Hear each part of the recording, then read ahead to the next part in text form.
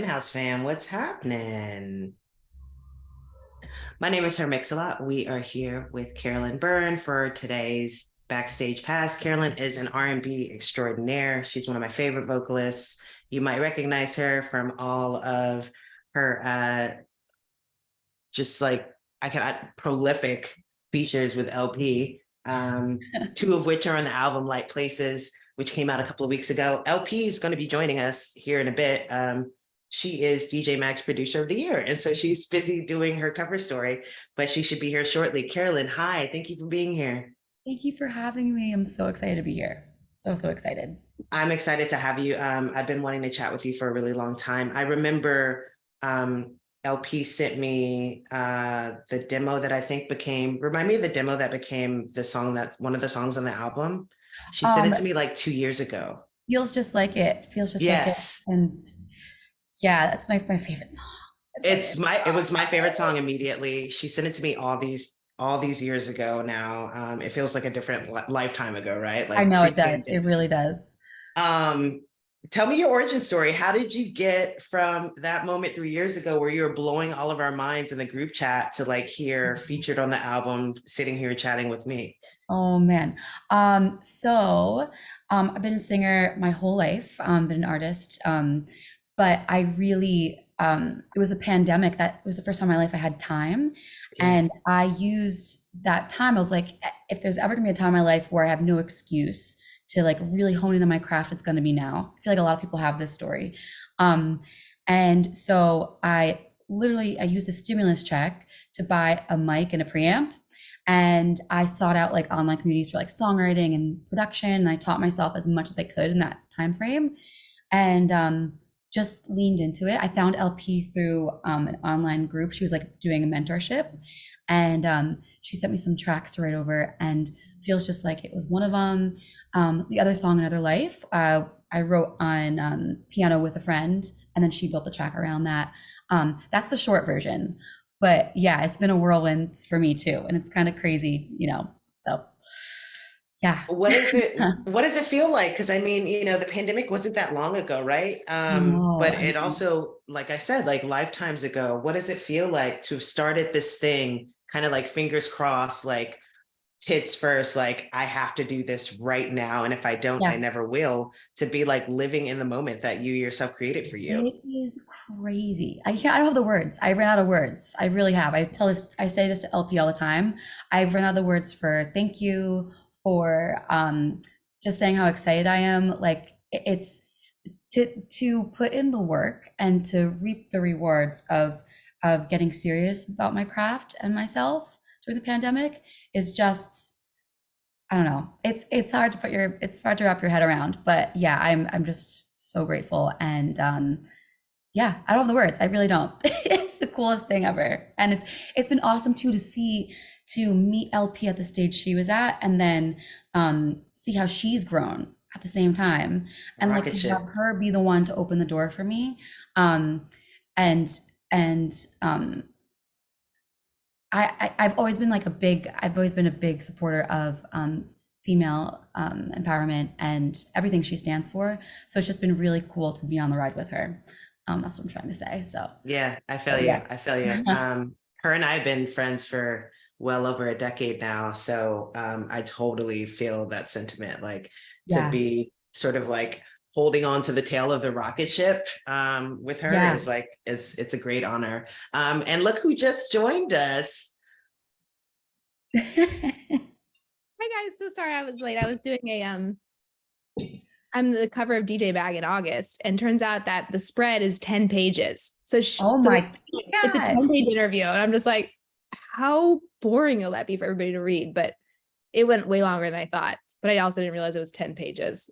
Wow. We really Um, went there. We talked yeah, about Funhouse. I'm sure we did. I better be 8. Let's get to work. Yes. So we were Well, just magazine Metro. say it again. Have you heard of the magazine Metro, the queer magazine? I have They are going to they're going to do an interview with you if with you're me. Yeah, I said If I'm really, like, interested, she says. I'm the least articulate human on the planet. Like, you really should be talking to Lauren. So Is yeah, there a photo shoot involved? I'm like, I could use a little. Yeah, let's make that happen. We were just talking about sort of like Caroline's origin story, and just getting into like how you guys connected. I'd love to hear that same story, but like from your point of view. Oh, I hope I get this right. Okay, so this is how I'm trying to remember the organization. Was it somebody, because of my work in Femme House, I was reached out to from, what was the organization that you did the Rattle. It was like an online. I was just telling her how during the pandemic I was looking for different like songwriting groups and like things to be a part of, and it was like an online community essentially, and they partnered with somebody else to get to you, I think. But yes, they partnered with an organization similar to Femme House, and then that person reached out to me to be like, would you do like listen to some of these tracks and like give feedback in this mentorship program that they're doing? And I was like, awesome. It's always fun to connect with new artists and like hear new music and listen to new creators. I listened to the song and I was like, who is this vocalist? Like, what? It was. No, you sent it to me right away. And like literally like the group chat that day, Carolyn, is just like us back and forth being like, bitch, no, bitch, bitch, I know, bitch. Like for literally it's crazy. I'll never forget it. Like, oh, it's okay, sweet feedback. Like I was just like, wait, okay, this song does not need any feedback. It was almost like it was hard to like, I felt like I had to say something, but like really, I was like, this is good. And then at the end of it, you were like, I asked you maybe like to send, I was like, do you have other songs or like, and then you sent me a playlist of the most remarkable music. And I'm sure I said to Lauren again, was like, bitch, like you're an insane songwriter. Oh my God, my face hurts every time you say this. It really does. Like like my face actually hurts. That's so nice. I appreciate that. And whenever I play, like, oh man, the amount of requests I get for Forever and a Day, the amount of people putting their phone like Forever and a Day. And like, I just played it in Philly, and this girl in the front row, literally, she'd been sitting through a Dead House set, didn't give a fuck about any of the music, barely moved at all. And finally she like kept pulling on her phone like Forever and a Day. Like she bought a ticket to a Dead House set, like hoping that maybe I would play that. And I was just like, I felt so bad for her. Like she was dragged here by her boyfriend, who's like a hippie and who's a deadhead, you know, she didn't give a fuck. I was like, I'm going to give this to her. I played it and she literally lost her mind, started crying, was shaking, singing every lyric. And I'm just like, what? How cool to be a lyricist and have every single lyric sung back to you. Would be so, I just kept thinking this. It is crazy. I get texts from people like my one friend, his family has a house in the Canary Islands, and he sent me a video of them in the hotel there or something like that, the song playing. Like there's another girl who used it as her engagement song. Like just like this is my first time engagement song. An engagement song. And it's so, I don't want to say what I thought the song was about because people have their own interpretation. Sure. But like it's been great. It's the coolest thing. It is the coolest thing ever. Wait, so what is that song about? So don't be fucking up this girl's engagement, LP. Like I know, I'm sorry, but now I'm like, wait, like that's yeah, in your own words, which also we'll edit this out of the video, like just in case. It's actually funny that people think it's an engagement song. What'd you say? I love about music that people take from the songs that they want, and you should continue to do that. But I'm curious what you wrote it about. So I wrote it about, it's everything I write from like a little bit of a personal experience, at least, or friend's experience. But I wrote that about being really into somebody and like not feeling reciprocated. And it's essentially like, I want to do this for you forever and a day, but I don't want to wait forever and a day. So it's about like longing, unrequited love, the whole thing. But it's crazy because some people think of it just as like I said, an engagement song. Like, but it's like twofold. There's two parts to it. So I could see why that person would take that from it, you know. But so I can also, now that I hear you say that, I'm like, oh, damn, that is like, it's a very, you know, what's actually really hard to do. What's that? Is write about something that is really deep and twofold, and make it accessible to everybody. Especially when it's personal like that, like to make a really personal song, to take this personal tale, this personal experience, and write something that's just vague enough where people aren't getting your full tea, but also able to like project their own tea onto it and like end up with this song that's like deeply impactful, but also like kind of agnostic in this way. Yeah. Taylor Swift down shaking. It's so funny because whenever I talk about the songs I write, I almost don't feel responsible for it, because when it's good, like I really feel like just a vessel. I truly, truly feel like I was blessed with this from someplace else. And like, so when people give me compliments, I'm just like, it doesn't really feel like it was me at all. I'm not That is, kidding. I feel that whenever I write, like Georgia for me was that I was completely the Yeah. vessel. This had nothing to do with me. And actually, like that's why I can withstand compliments about that song, because I'm just like, right, like 'cause I'm just in my head like praising No, I whatever happened know. there. Yes. But when I feel like I Yes. really had to work for it, it didn't really come through me. And it's not that like I really can't stand compliments about those songs. I just feel horrible. But I know I don't know what to do with them. I'm just like, I don't know where to look or be or how to act. So, but yeah, and I also feel like, I think I was listening to an interview with you, LP, and you were talking about how you were going to be a philanthropist, like that you wanted to be like an activist, Yeah. right? Yeah. And I thought you had such an interesting take. You were saying like, because that has to do with helping other people, and you're trying to rationalize how being an artist is helping other Like people. so self-serving sometimes, and like you're just talking about Yes. yourself all the fucking time. Yes. I've always had that thought process that like, how can I be forward facing and an artist while also like not being like me? And then you get into songwriting, you see how it affects other people, and you're just like, oh, wait a second, that I'm doing that. I'm doing that in a different way that I couldn't imagine. So it's just interesting. It's interesting how it took I mean, because I was definitely like, no, this is really selfish, whatever. It was Gail Giobbi Chisholm, my mother, who was like, no, we need live music. Those are the happiest memories that literally would get me through the work week, knowing I was going to go to a show. So pull your head out of your ass. That is not true. And it's like the lies we tell ourselves though, right? Like I was just, and also that was definitely just a fear. I mean, that was definitely coming from a place of fear and like, you're not going to be good enough. And so just like, don't try. But also like I rationalized it that was a pretty smart way to rationalize it, like, oh, it's not important enough or whatever. And obviously thank God for the people who are in the streets doing the hard work, but I do think that this music is just a beautiful thing to share with people. Yeah. Let's talk about fear for a second, and let's talk about courage. So like Caroline and I were talking, LP, before you got here about how, and this is a really common story that we hear, specifically in the context of Femme House Caroline, that over the pandemic, a lot of people just looked themselves in the fucking mirror and said, now or never, do you want to do something or don't you? Are you going to do something or aren't you? So I know LP, you had it was not in the pandemic, but that is essentially how you became an artist.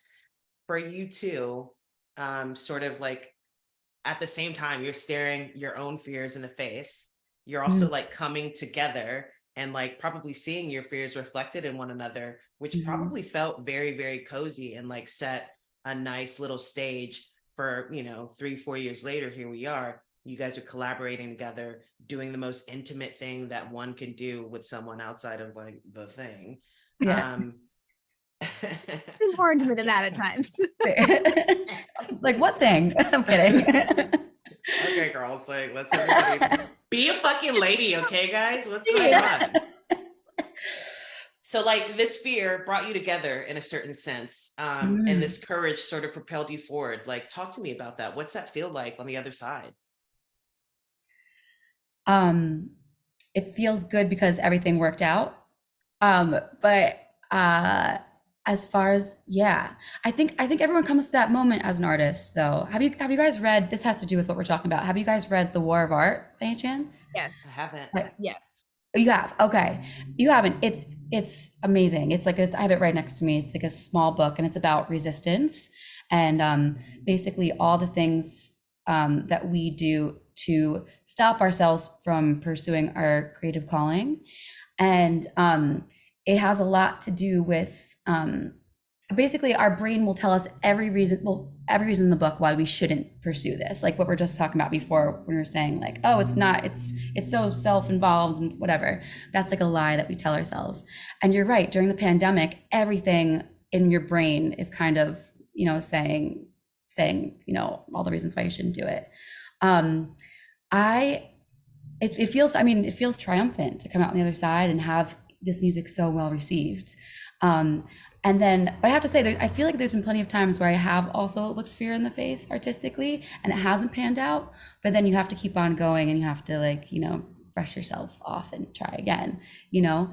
But I think as artists, we all have that resiliency, or else we wouldn't be here, you know? That's the more artists I meet who I get along with, the more I see myself in those people.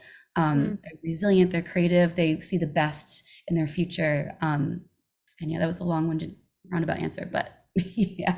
You know, yes, and to everything you said. I also found that for me, there's part of like the war in art. Like you have to buckle up, you have to put on your combat shoes, and you have to fucking look yourself in the face and like confront it. But sometimes when I would spend too much time trying to see the big picture and trying to see the end goal and trying to see, you know, when I would spend time looking at everything I wanted to accomplish, that would put me in a really bad place because it can be so overwhelming, and your goals can be so big and your dreams can be so huge, and that's beautiful to have those.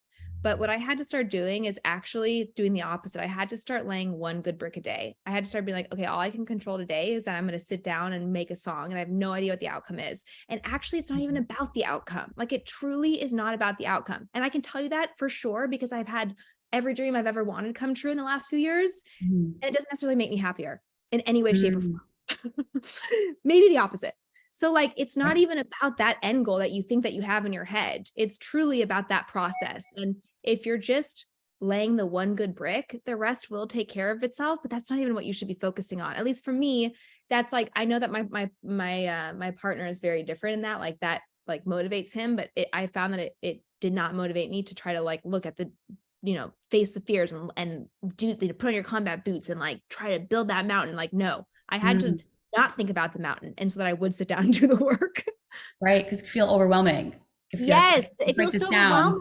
Yes. And what if you just like set one little good brick? Like that seemed manageable. I felt manageable to try to like, you know, just make sure that I was showing up for myself every day and seeing what I could make. And that's so true though, too.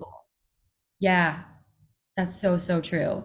Yeah. Cause I mean, anything like, if you think too big, or if you think big every single day, then you're right. It'll stop you from doing the small foundational things that accumulate into what, you know, it's all about habits, I think. And like, yes, and the small foundational things are actually what feel good. Like those, like, it's like writing a melody is like, that is that's the reason we do it, not for other people. I mean, the process that you feel in your body when you're in flow, when you're in a flow state is like better than anything else. Yes. So it's like, it just focusing on that, like, yeah, hopefully people will hear it. And like, hopefully there'll be people singing the songs back to you at shows, and like that will be fun, but that's actually not why you do it.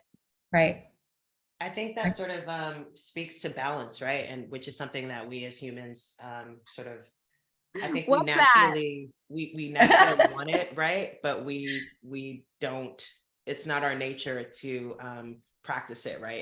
It's something you have to be very, at least for me, I have to be very mindful and intentional about creating balance and making sure that I'm not swinging one way or the other in so many ways and so many habits. As you guys watch like your biggest dreams come true, how do you maintain balance? Like, how do you maintain this idea that like nothing else matters? I am in my room, I am at my piano, I am at my notebook, I am writing songs, I am an artist, I am a creator, this is my calling. How do you focus on that with all this other pretty cool shit, but also very overwhelming, taxing in other ways shit?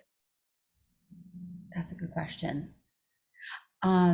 So for me, I think I have to remind myself that that maybe LP, do you want to go first? I have to think about that first. I was so funny because I was literally like, this is on some friendship shit. Like me and LP have our own like thread right now about like some real life shit. And I was just like, I'm gonna talk to this bitch live. I'm gonna give the homies some time to think about it, and hopefully Carolyn answers first. But like, sorry, gotcha, bitch. That's my plans. Okay, so I've been struggling. I'm just gonna like, touring and mental health don't necessarily go hand in hand unless you're working your ass off. And I was not working my ass off. I was doing the very bare minimum to survive because that's what I needed to do. It's fine. I'm not gonna beat myself up for it, even though I'm very good at that. But today was the first day in months that I have done my morning pages, that I did my gratitude pages, that I went on a walk, that I sat down and practiced the piano just because I wanted to play music from the motion picture of the piano again, and not because like it's a song I needed to play on stage later that night. Like it's all that I made myself a good breakfast because I'm at a friend's house and able to cook. So I ordered groceries the night before. I thought ahead about that. Like I cooked myself my first meal since January. I ate a banana. I did a meditation practice.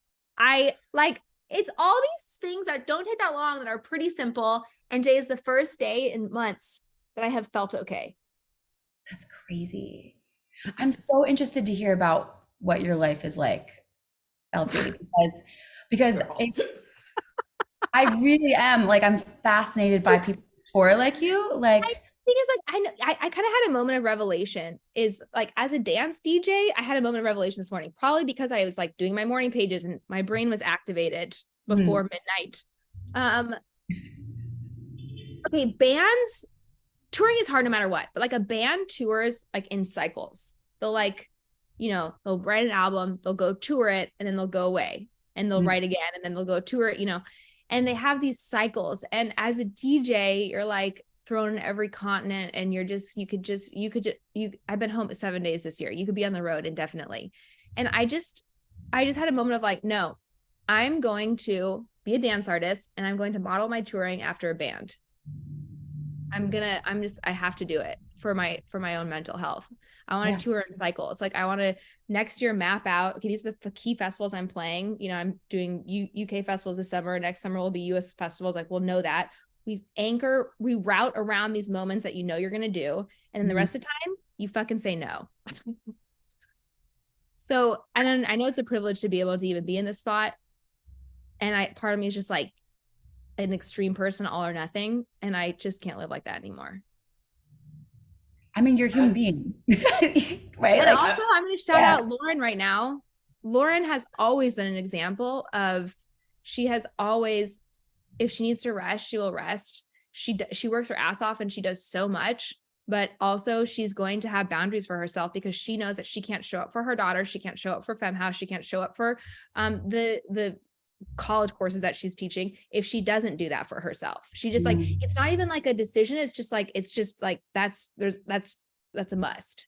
And you've always been like that. And it always has blown my mind because like I can like blow right through my own boundaries and you just hold them so tightly. And I just respect the shit out of that. I appreciate that. The reason I act like that is because I'm such a fucking bitch when I'm like sleepy, hungry, like, you know what I mean? It's just like, I will lose my livelihood if I don't go take a break because everyone will hate me and never want to talk to me anymore. But which is actually a gift. It's like, I can take it and then I can just like torture myself while continuing to show up. And like, that actually is that's just not the way forward.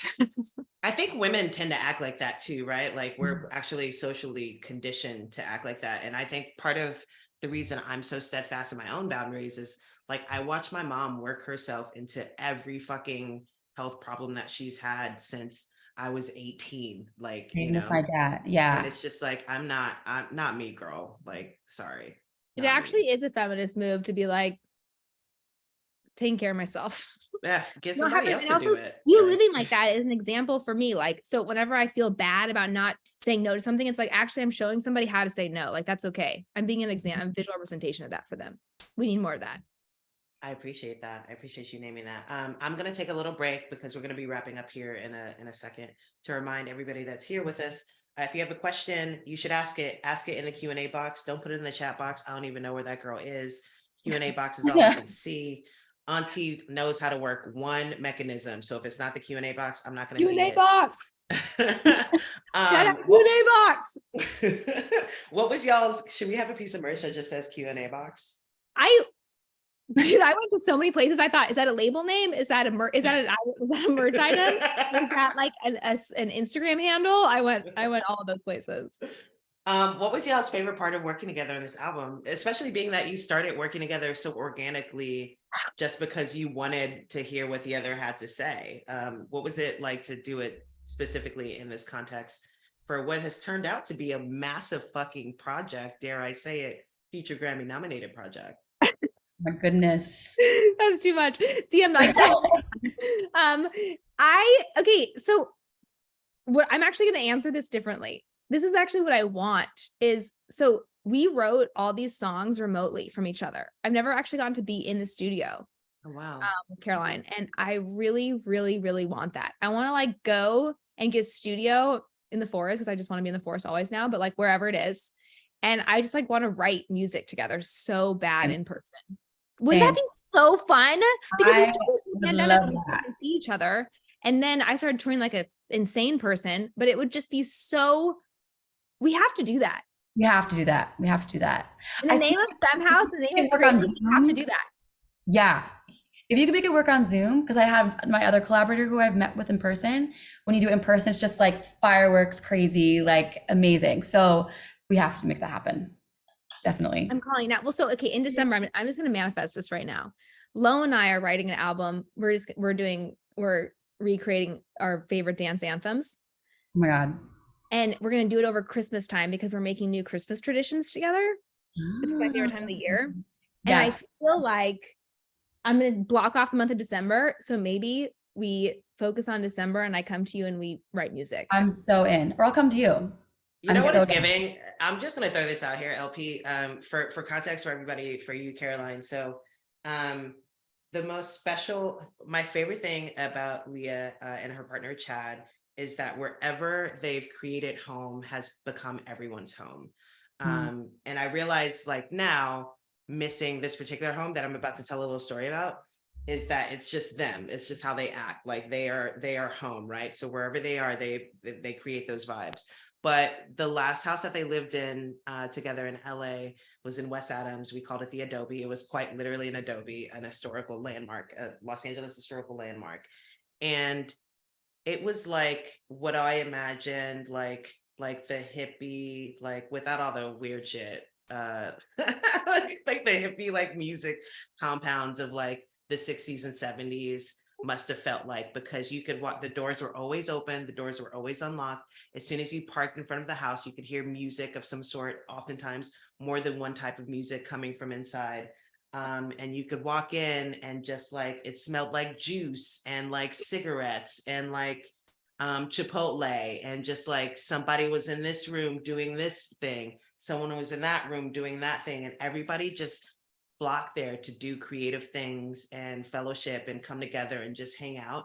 And it's truly one of the most like beautiful blessings of my life to have ever been a part of that. But like it's giving LP that like in December, like we create the Adobe somewhere, like just camp out one place in December and just have everybody that you've been wanting to see and work with over the past several years that you've spent on an airplane, just come spend a few days and like see what. And also, is the month of December the best month of the year? Yes. Perfect. It's perfect. It's your Christmas gift to yourself. But that is exactly what I'm doing. Okay, I'll see you guys in December. Yeah, we'll look at the Airbnbs. Amazing. Be amazing. So I always like to, we don't have any questions. I'm going to use that as an excuse to go knock off early, make some coffee, and go grab my daughter from school. We have one question from Jitsinator. I'm sorry if I mispronounced that person. But they want to know when y'all coming to India. Well, that's a great question, and I wish I could answer that. And that's one of the places I want to go to the most that I've never been to. Jitsinator, if you got connects in India, you know, hit us up. Notice me, mom, at thisisfemhouse.com. It'll get you going. The question that I always like to leave everyone with, LP knows what it is. Caroline, you have no idea. What would you say to your younger self? You're sitting in front of her right now. Oh my gosh. I could write a book for my younger self. You should. I would say, well, actually, I have some notes I took. I have two things to say before I leave. So after I give the advice, let's see. I would say, I think for me, I was like, oh, what's my sound? What do I stand for? Who am I as an artist? And I made it more complicated in my head than it ever had to be. Why work together? That I don't know why I do that, but I think that who you are as an artist is very simple. It's what you gravitate towards naturally. It's who you are as a person. And the more you know yourself, the more clear you'll get on who you are as an artist and what you have to offer to the world. And that can only come from looking inside yourself and not comparing yourself to anybody else and not looking outward. So I would say that. And also, don't forget to live your life. I feel like it's really hard. It's really easy to like put your nose to the grindstone and think that you have to like work hard every second of every day in order to get where you want to go. When the truth is, especially with songwriting and art, so much of it is influenced by the quality of life you live and the quality of your relationships. So it's important not to neglect that ever. I think that's my answer. What I would say before though, I was just before I came on this call, I was looking through old notebooks and I found a notebook with all notes I took during the original mentorship session I had with, actually it wasn't even the mentorship session. It was like a panel of a bunch of women in music. And I have LP Giobbi. I have LP Giobbi, dance artist, classically trained in jazz, like good vibes or something like that. In a nutshell, why don't you delete the bio on the website? I just found that. I was going through all my notebooks. I'm like, that's hilarious and embarrassing. I'll definitely bring that up for the interview. Oh, that's so much. Oh man, like you never know what's gonna lead you. And also, I'm really impressed that you during the pandemic were like, I'm gonna sign up for all these groups. I'm gonna put myself out there. I'm gonna like you really did that and you made this happen for yourself. And I just want to take a moment to snap you that. What I would tell myself, Lauren, is something I was thinking about this morning. I wrote in my morning pages. Treating yourself like a precious object will only make you stronger. Mm. I'm really hard on myself. And actually, I am stronger when I'm very kind to myself.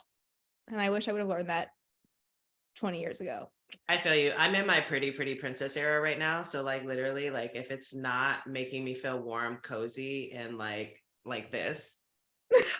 Your soft girl era. I'm in my soft girl era down for the rest of my life. Like if it's not making me feel like that, not up in here. I have one final question from Shanti. It's a really good question. Do y'all have any tips for collaborating with someone virtually? I'm working with an artist from California and I'm in New York. We've written the song via Zoom and I want to know how we can produce it together. Do you use I use this thing called Listen To, which is like, so for me, I put it, do you use that? It's like a plugin I can put onto Ableton where they're hearing the audio in real time and crystal clear as I'm hearing it. Oh, we use audio movers usually, or I usually use, it's another thing, same exact thing though, but it's like no, it is, it's listen to audio movers. Oh, okay. Oops. Yeah, so yes, I use that.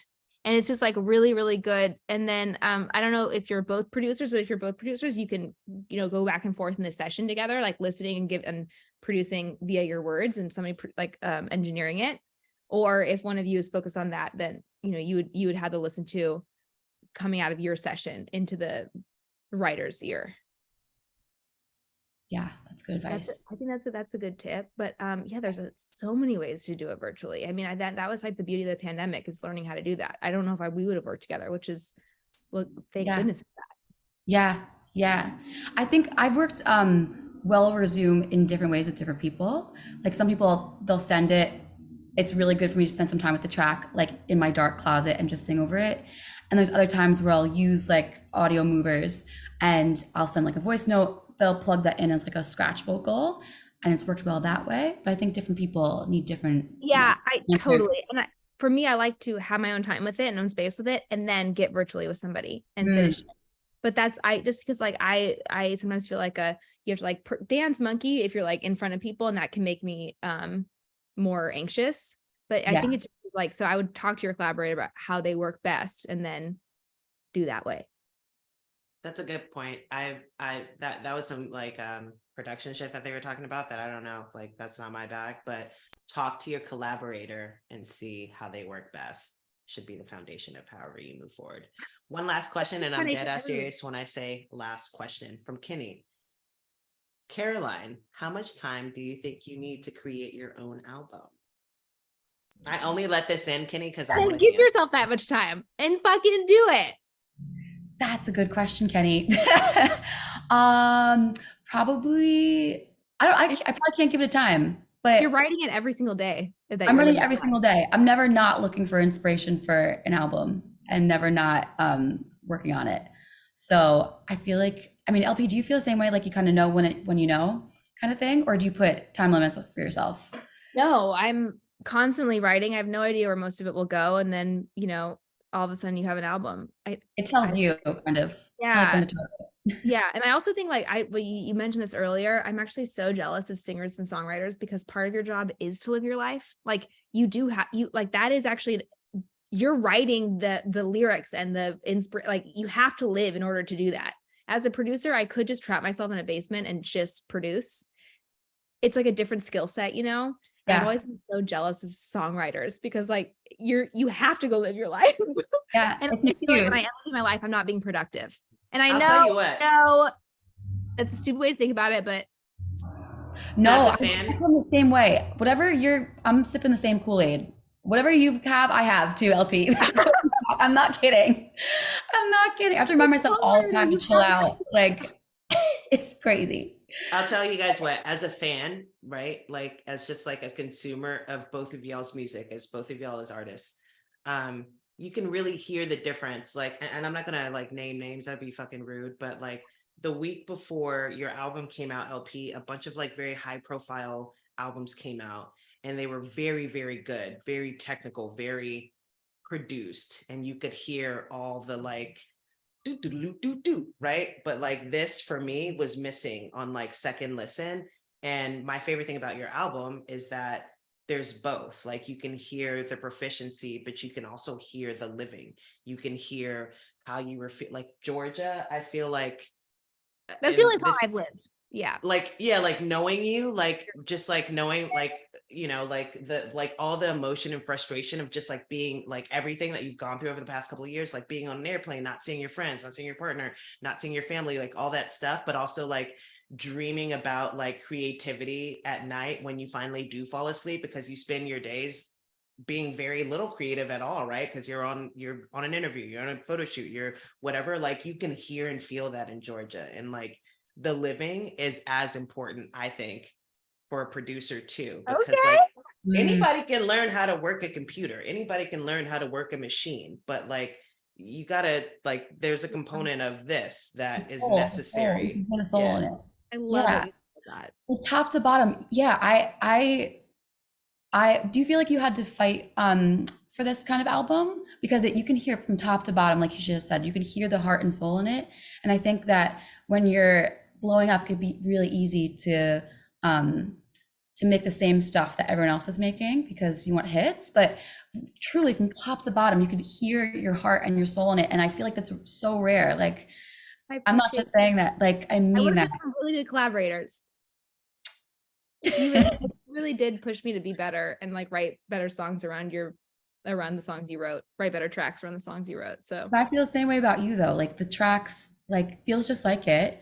That track, what you hear is basically what it was when I got it. That the chords, the sounds, everything is so inspiring. Like that only happened because of how that track made me feel. Done. It was like that track was just like there it is. That was insane. It was given, right? It was given from some higher place. Like, yeah, for me, it was given from you. So, yes. Yeah, for me, it was given from you. So, okay, before this turns into an advocacy fest, like enough isn't like that's. This happens every time.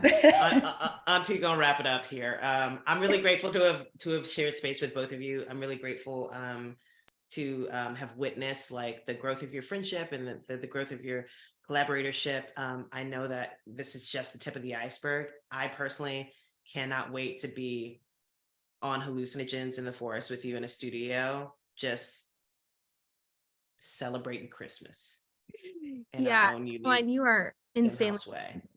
You really are. Thank you so much for joining us. Lo, thank you for continuing to lead Femhouse into the light. I love you guys both. Thank you. I love you guys both. Have a good rest of your day. Bye. Bye. Bye.